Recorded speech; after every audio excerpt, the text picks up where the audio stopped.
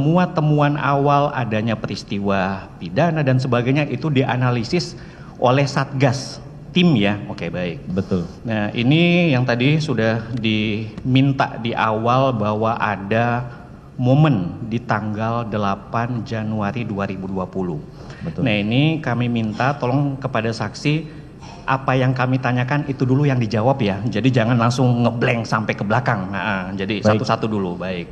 Nah, ini kami flashback bahwa ada kejadian di tanggal 8 Januari 2020. Kejadian apakah pada saat itu? Izin menjelaskan bahwa peristiwa di tanggal 8 itu sebenarnya adalah kelanjutan dari peristiwa-peristiwa sebelumnya. Boleh lebih dekat mic-nya, saksi ya, baik. Kelanjutan dari peristiwa-peristiwa sebelumnya. Jadi perlu kami sampaikan bahwa penyelidikan terhadap penerimaan dan atau suap kepada komisioner KPU itu sebenarnya kami itu adalah pengembangan dari sprint lidik yang sebelumnya. Jadi kalau kami jelaskan bahwa sebelum sprint lidik yang terkait dengan KPU itu yang pertama adalah terbit sprint lidik terkait dengan izin Kemendak. Nah, di mana di dalam sprint lidik Kemendak tersebut itu nama orang-orang yang kami lakukan untuk dilakukan tapping atau penyadapan, salah satunya adalah saudara Saiful Bahri, yang mana sprint lidik tersebut kemudian berkembang lagi menjadi sprint lidik terkait dengan Banggar.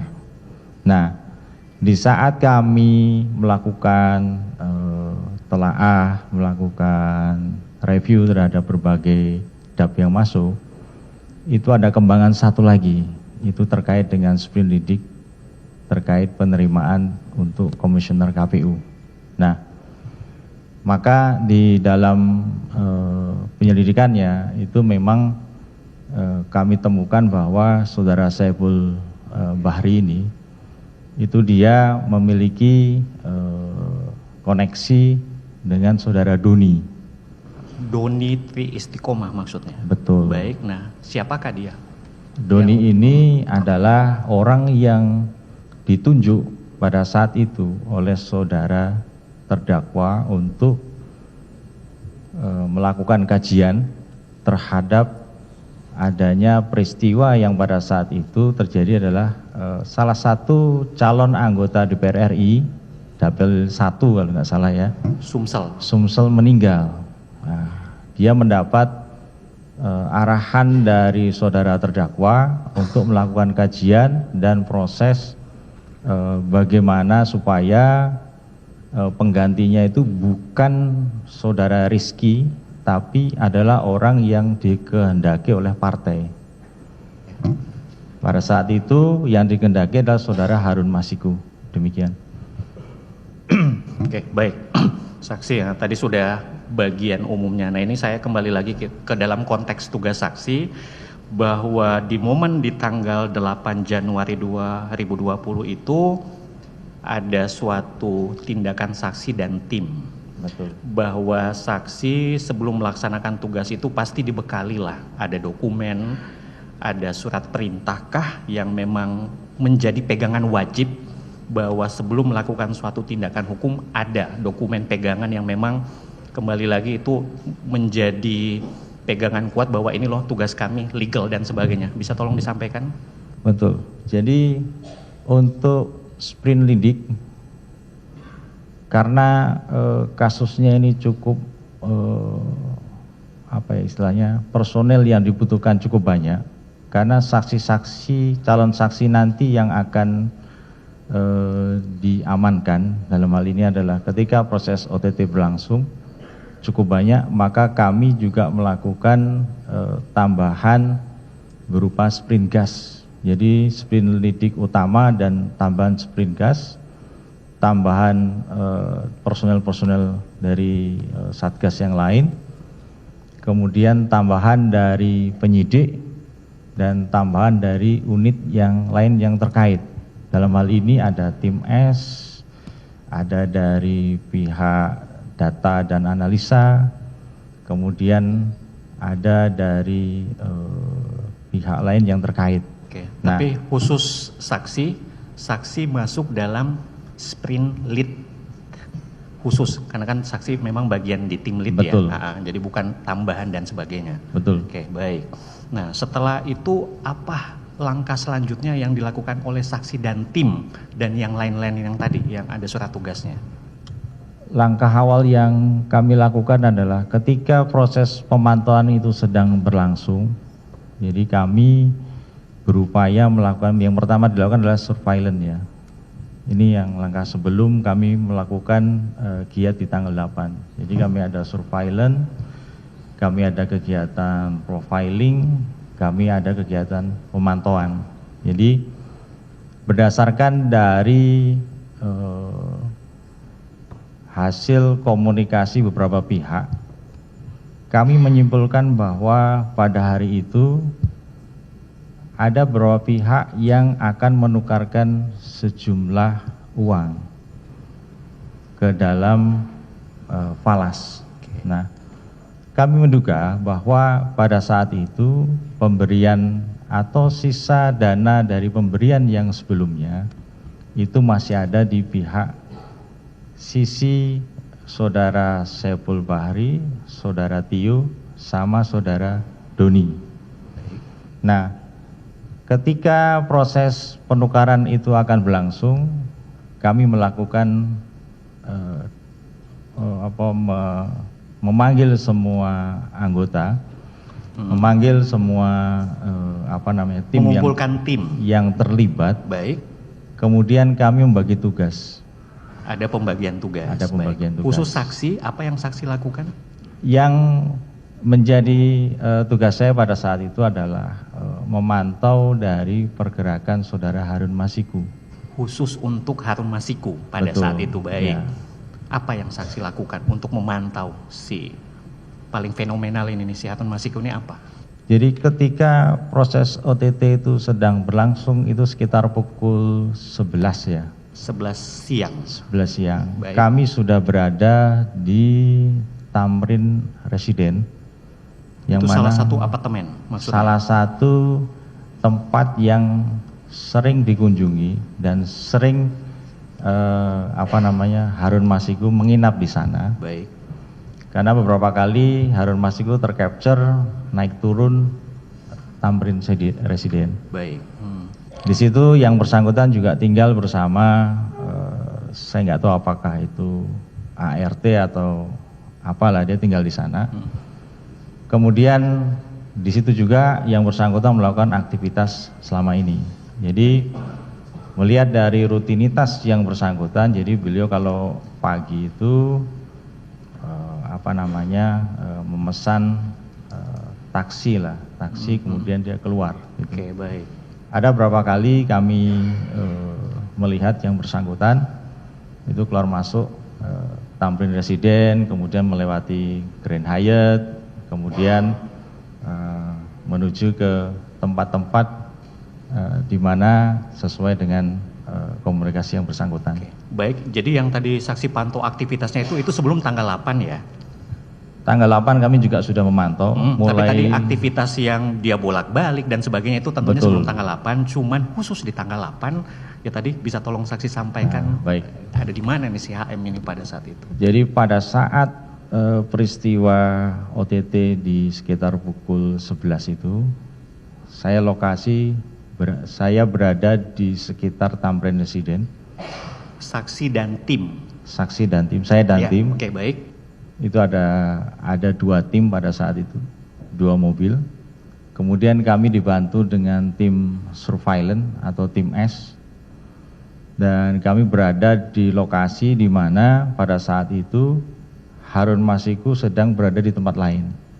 Nah, kami mendeteksi bahwa Harun Masiku ini memang dari sisi update posisi itu dia lompat-lompat.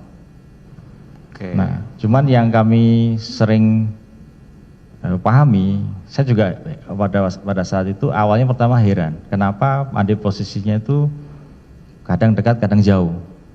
Tapi mungkin karena ini teknologi yang berbeda, jadi saya pahami bahwa ketika dia berada di satu tempat itu melompat jauh. Nah, tapi ada satu posisi yang mana pada saat itu setelah sekitar pukul 15 ketika tim sedang menunggu, ini posisi Harun Masiku itu berada di sekitar Grand Hyatt. Itu posisi ketika akan masuk ke Tamrin Residen, yang mana pada saat itu kami sudah berjaga karena kami mendapat arahan dari posko supaya mengamankan yang bersangkutan.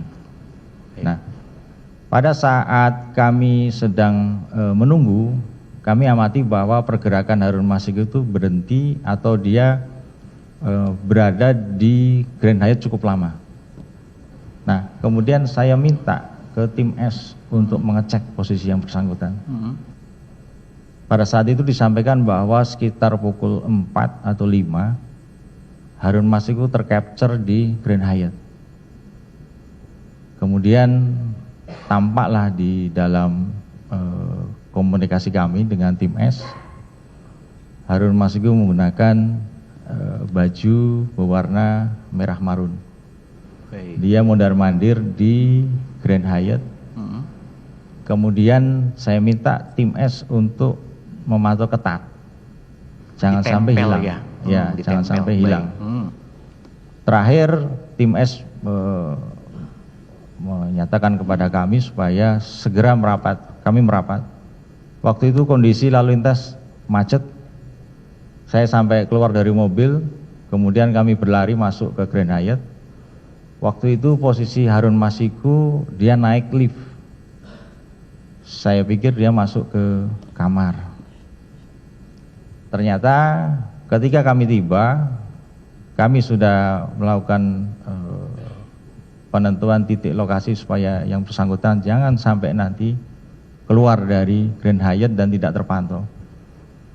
Ketika saya naik ikuti lift sesuai yang ditunjukkan oleh tim S, ternyata pada saat itu ketika dibuka, lift itu menuju mall perbelanjaan.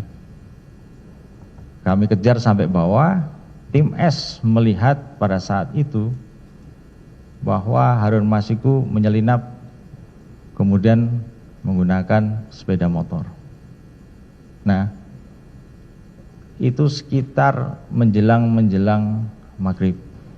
18.00 lah ya, petang lah ya, kurang lebih ya, kalau lihat waktu baik. Nah, biasanya di KPK ini, ketika proses pengamanan pihak-pihak ini belum selesai, itu pemberitaan itu akan di-hold. Sebelum sampai ke sana saksi, ini kan nah, sebelum nanti tetap akan kami tanyakan poin yang itu. Nah, ini kan tadi ada pembagian tim, saksi fokus kepada Harun Masiku, kemudian tim yang lain apakah tadi mengamankan Saiful, Doni, Wahyu, Tio yang diupdate. Pastikan ada WAG komunikasi bahwa tim yang lain pun ikut mengamankan pihak-pihak yang tadi diduga. Nah, bisa tolong disampaikan info apa yang dilakukan oleh tim yang lain, kemudian saksi juga ketahui pada saat itu, bisa disampaikan? Bahwa sesuai dengan hasil pemeriksaan permintaan keterangan pada saat itu tim menyampaikan kepada kami bahwa hasil permintaan keterangan itu melibatkan pihak lain selaku pemberi pada saat itu adalah saudara terdakwa. Karena keterangan yang saya ingat pada saat itu ada uang sebesar 400 juta. Itu sumbernya dari terdakwa. Oke. Ini saya potong dulu saksi. Maksud saya tadi mengapa saya tanyakan bahwa ada tim yang lain yang mengamankan sebelum masuk tadi bahwa ada pengumpulan keterangan, kemudian pihak-pihak lain yang tadi saya sebut ada Saiful, ada Doni, ada Wahyu, ada Tio itu dibawa ke gedung KPK. Nah, bahwa pihak-pihak tadi sudah lebih dulu diamankan, kecuali si Masiku ini nih yang ya, intinya belum ketemu oleh tim pada saat itu. Nah, disitulah tadi setelah diamankan di KPK, kemudian dimintai keterangan, kemudian muncullah tadi informasi yang tadi saya sampaikan bahwa ada peran pihak lain, khususnya terdakwa. Itu yang saksi maksudkah? Betul. Oke, baik. Nah, tapi kembali lagi setelah tadi, itu kan tadi hasil ini ya, tim yang disampaikan kepada saksi. Nah, cuman di sini memang yang saksi sampaikan masih di momen Harun Masiku. Nanti untuk poin itu diperdalam oleh rekan kami, tapi bahwa di sekitar habis sholat Isya jam 7:30 dan sampai jam 8 ada pengejaran lebih lanjut yang saksi lakukan dan tim. Tadi kan nggak ketemu tuh si Masiku ya. Nah itu saksi kemana dan tim? Ada ke suatu tempat, kemudian jadi diketahui jejak siapa? Pengejaran terhadap saudara Harun Masiku tidak berhenti, Bapak. Jadi kami menggali informasi dari komunikasi yang bersangkutan. Nah, pada saat itu ini HP yang bersangkutan masih hidup. Masih hidup ya? Baik. Masih hidup. Jadi kami sempat melakukan pengejaran pada saat itu, yang mana pada saat kami melakukan pengejaran, kami lakukan update posisi, dan itu mati dah. Posisi intinya handphonenya, jejak ininya tiba-tiba menghilang. Menghilang. Baik. Nah, itu titiknya di mana itu saksi? Itu titiknya ketika menghilang itu nggak jauh dari Grand Hyatt. Nah, pada saat itu saya mendapat informasi langsung dari posko bahwa Harun Masiku ditelepon oleh seseorang. Ditelepon, baik. Ya. Seseorang ini dia mengaku bernama Hasan. Baik. Kemudian yang bersangkutan mengatakan bahwa ada arahan dari Bapak agar Pak Harun Masiku ini mencelupkan HP-nya. Waktu itu saya tanya ke pihak posko, ini kalimatnya kok kayak gini, gue bilang gitu. Nah, dipastikan lagi bahwa Harun Masiku pada waktu itu masih, dia dari suaranya itu dia kayak ragu-ragu gitu. Apanya yang dicelupkan gitu. Nah, yang mana pada saat itu kemudian kalimat selanjutnya yang saya dengar dari posko bahwa HP-nya dicelupkan, kemudian mereka janjian ketemu dengan saudara Hasan. Nur Hasan maksudnya? Nur Hasan. Baik. Yang mana kami menduga bahwa setelah HP itu dicelup, mati.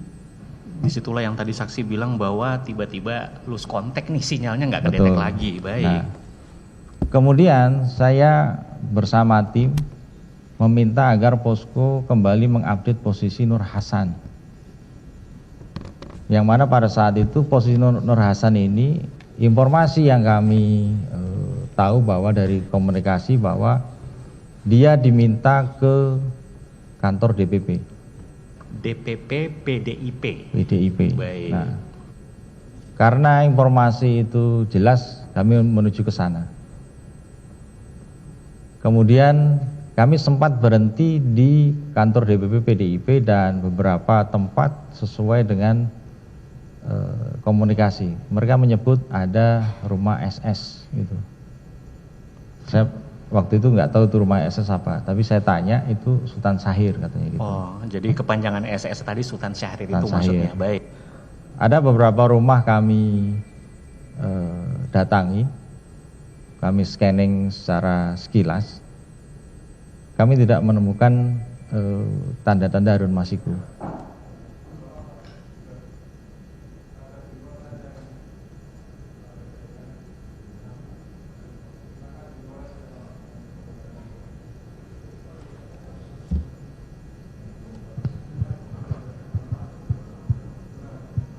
Baik, dilanjut lagi. Mohon maaf agak kepecah konsennya saksi. Ya. Silakan dilanjutkan. Kemudian dari kantor DPP itu kami mendapat informasi bahwa Harun Masiku, bukan Harun Masiku, maaf, Nur Hasan menuju ke sekitar Blok M. Itu pada waktu itu sudah masuk sekitar maghrib ke Isya. Kemudian posisinya itu berhenti itu di sekitar PT IKA. PT IKA, baik. Betul. Nah, kemudian kami sempat memutari kompleks PT IKA itu. Kemudian kami berkoordinasi dengan tim lain. Pada saat itu timnya Rosa bersama-sama dengan saksi Mas Anung ya, Mas Rizka. Oke, ya. Itu masuk ke gedung PT IKA. Kemudian kami ada 2 tim pada saat itu melihat bahwa kantor PT IKA ini terbuka. Pada saat itu kami melihat bahwa situ sedang ada kegiatan setelah gedungnya itu kayaknya disewa itu. Jadi ada semacam resepsi atau apalah. Intinya sedang ada persiapan acara ya pada saat itu. Bukan. Itu pembongkaran dari resepsi. Itu gedung itu sedang selesai acara resepsi. Oh, setelah selesai kegiatan. Betul. Oke, baik ya. Kemudian di situ ada penjaga. Terus kami sebelum masuk itu kami ke penjaga itu. Kulon nuwun dulu ya, izin lah ya. Betul. Oke, baik. Terus penjaga itu hanya bilang udah masuk gitu. Tapi di momen itu pun saksi tetap membawa surat tugas tadi ya, tetap nempel. Nah, kami maksudnya membawa selalu membawa dokumen itu sprindik ya. dan surat tugas. Oke, baik. Kemudian masuk ke dalam. Karena ini wilayah yang kami pada saat itu lakukan adalah kami tidak melakukan masuk ke ruangan-ruangan enggak. Jadi kami hanya menunggu pada saat itu dengan kami melakukan sholat di masjid PT IKA itu. Nah, sebelum ke sana tadi saya kelewat bahwa saksi dan tim yang lain itu memang menemukan posisi Harun Masiku dan terdakwa ini masuk ke PT IKA, begitukah?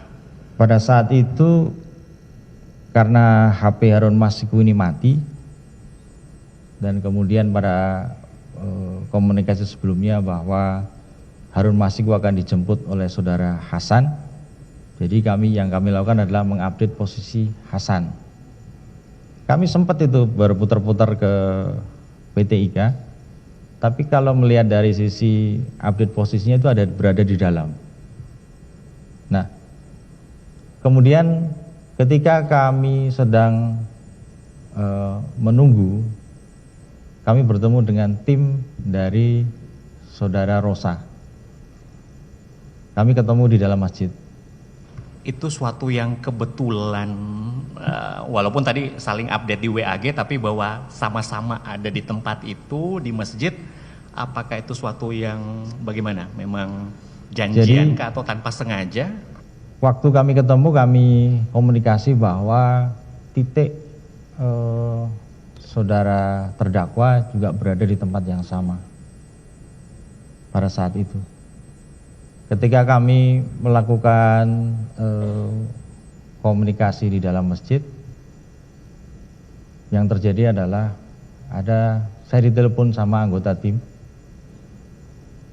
bahwa tim pada saat itu diminta oleh anggota kepolisian. Itu ada sekitar 5 orang. Mereka mengenakan kaos berbaju hitam. Pada saat saya keluar, karena saya masuk terakhir, jadi saya keluarnya agak terakhir. Itu saya melihat sudah terjadi semacam saling menyela gitu. Agak emosi. Jadi antara Pak Rizka dengan pihak dari kepolisian, saya mengenal beliau. Jadi dulu adalah mantan penyidik KPK yang sudah kembali ke kepolisian. Jadi waktu itu kami sudah menyatakan kami dari KPK kepada penyidik tersebut, yang mana mereka kemudian meminta kami sebagian pada saat itu untuk masuk ke salah satu ruang di PT IKA. Nah, Itu yang ada di PT IKA itu ada sekitar 5 orang. Saya, kemudian Rosa kemarin, kemudian ada anggota penyelidik, 1 orang penyelidik, kemudian ada 2 orang dari unit lain yang pada saat itu ikut membantu. Di situ waktu kami masuk ke ruangan PT IKA itu ada yang saya amati bahwa ada 3 petugas dari PT IKA itu bajunya berbeda, Bapak. Jadi mereka memakai baju warna oranye atau kuning, oranye atau merah.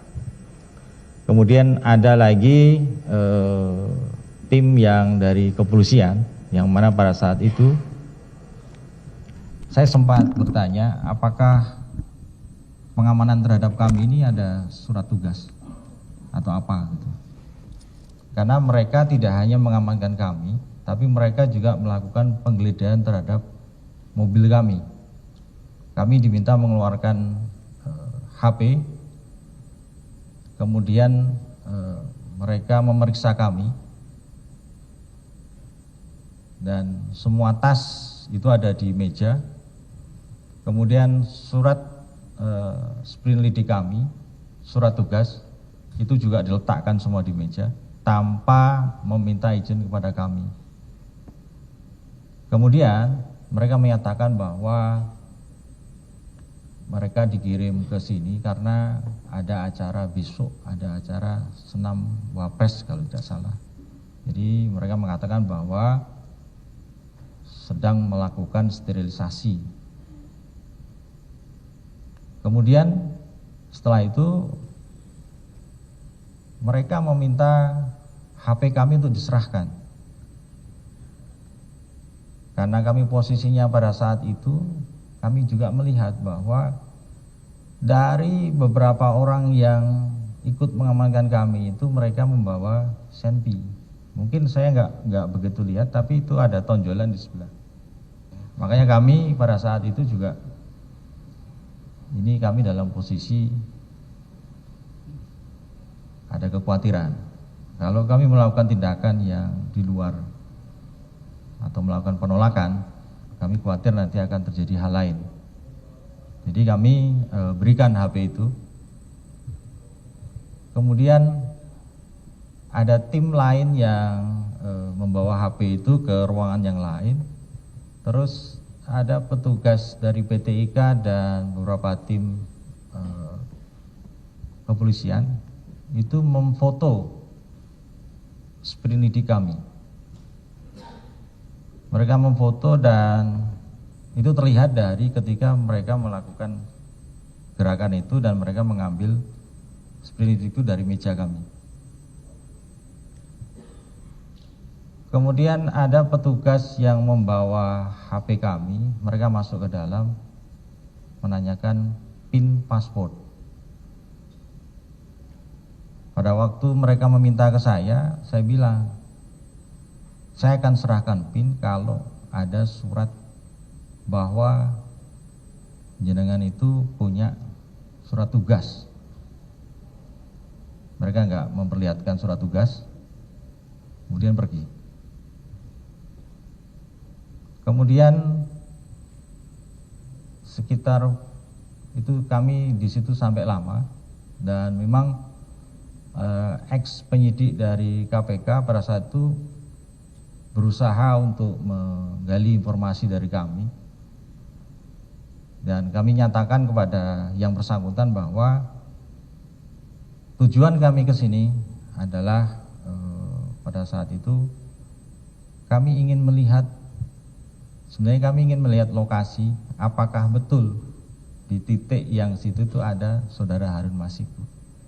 Tapi karena kami tahu bahwa itu wilayah bukan wilayah kami, yang kami tuju adalah wilayah-wilayah yang bisa diakses publik. Pada saat itu ada gedung pertemuan dan masjid. Jadi kami hanya menunggu di situ saja. Dan itu kami sudah jelaskan ke mantan ex penyidik KPK itu. Yang mana pada saat itu sepengetahuan saya ada kami dipisah gitu.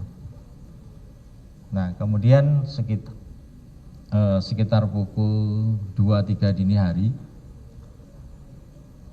datang Direktur Penyidikan dari KPK bersama-sama dengan seseorang yang saya ketahui di akhir itu ternyata dia adalah Paminal dari Polri. Pada saat beliau memperkenalkan sebagai Paminal, semua tim yang dibawa oleh ex-penyidik KPK keluar tanpa pamit, dan kami tetap bertanya, HP kami di mana? Nah, kemudian kami karena pada saat itu tidak ada proses BAP, kemudian dari pihak PT IKA yang pada saat itu hadir, itu mereka melakukan permintaan keterangan. Kami ikut. Nah, nggak berapa lama muncul satu tim lagi. Ketika kami akan pulang, itu kami diminta untuk melakukan tes urin. Karena tes urin ini dilakukan terpisah, jadi kami menunggu hasilnya di ruang yang sama. Dan alhamdulillah pada waktu itu tidak ada yang positif. Nah, kemudian saya ralat, ada 3 yang datang. 1 Direktur Penyidikan, 1 penyidik dari KPK, kemudian 1 lagi dari pihak Paminal. Nah, ketika kami akan pulang, HP itu kemudian dikembalikan.